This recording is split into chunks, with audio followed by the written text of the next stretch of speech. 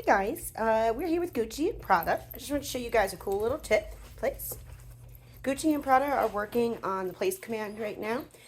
We are working with both of them at the same time. Now, it takes an experienced handler to be able to work with two dogs at the same time because timing is so important when you're working on things like this. So what I really wanted to show you was a cool little trick that you can do, especially if you're working on leash training, you're not working on e-collar. E-collar is strictly used for off-leash reliability. It gives you a way to communicate with your dogs without having this way to communicate with them, a leash to be able to do a pressure on and off system.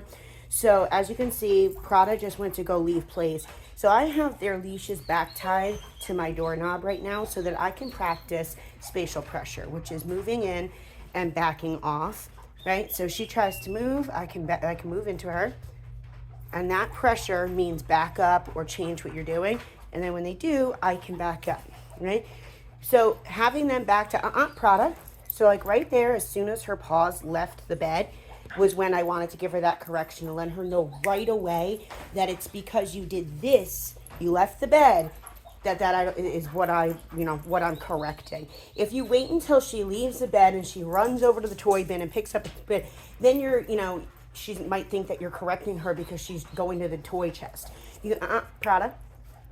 So you have to make sure that they understand that it means, get that little paw on there you go.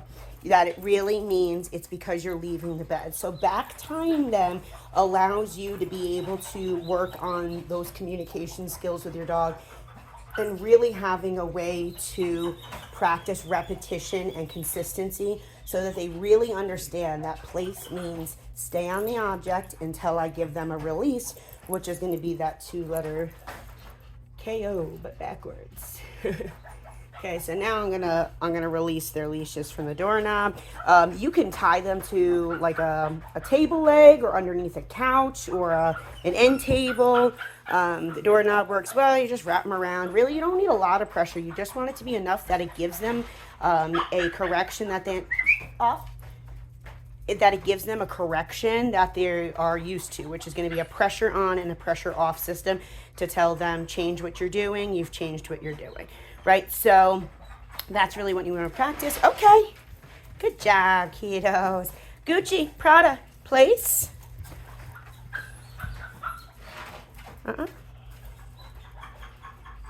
Okay, good. Gucci, Prada, place. Yes, good job. Now I don't overlap commands when they're on here. I'm not going to ask them to sit. I'm not going to ask them to lay down, none of that, because we're already doing a command. So you would have to make sure that you really, if you tell him to down, he did it on his own, but I would have to make sure he stays. Lulu, stop. You would have to make sure that he stays in a down position while he's on place. Which is going to be a lot more challenging for you as a handler, especially if you're working with two of them at the same time. They feed off of each other, so if one of them is doing it, the other one's going to do it. So, making sure your timing is good. But you can see I have zero pressure on the leash. I'm not forcing them to stay on there, but I have a way to reinforce this command, right? Okay, if I have nothing on them, so I'm going to take their leashes off just to kind of show you how it's going to make it more challenging for you. Okay, so you can do it, and actually they're very well behaved even outside when I take them off leash. Gucci, Prada, place. Good boy. Prada, place. Prada, place. Right, so the only way I have it to do is my verbal cues and my spatial pressure. Right, so you have to be really on top of them if you want to do that. Right now, I wouldn't recommend it. I would keep them on leashes and I would back tie them if you want them to stay on. Everybody calm down. I would keep them on the leashes and back to Prada, place. Right, so even right there, she's still trying to wiggle up. Good. So now she relaxed. So, Gucci. Gucci. Good boy. Place. Good. Right? So it makes it more challenging. You can do it, but you really have to reinforce it. Because if you don't and you teach them, I say place, it means go on it. You can just, Gucci.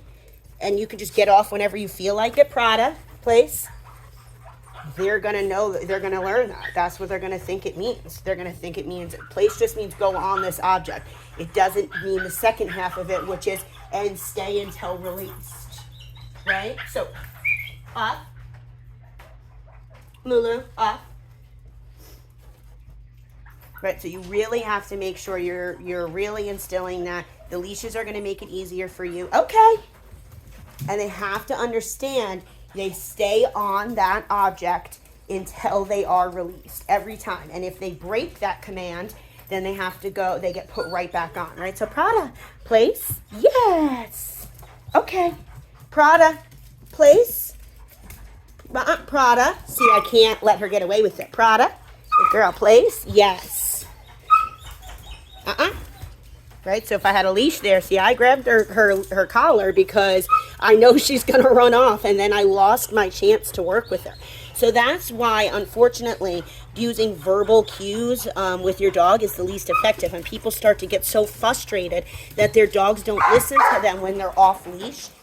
But it's really hard for your dogs to understand verbal English cues. They don't speak our language, so it's kind of unfair for you to get upset at them for not listening to a language that they don't speak. It's very challenging. You're trying to teach them to speak a language they don't understand. They can't speak back to you, and you're relaying it with a cue or a command, so they have to know an action with a sound.